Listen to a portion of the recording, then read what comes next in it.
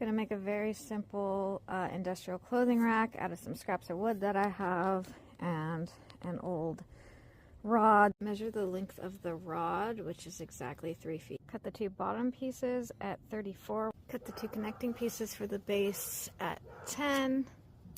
Make square. Attach. Rectangle. Cut to your desired length. I'm probably going to cut it in half and do 4 feet. So then I can just add another tier later. Select appropriate sized paddle bit.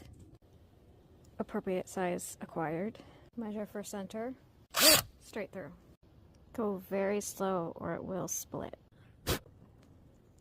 Place them inside the rectangle. Put it on either side. Tap this through a little bit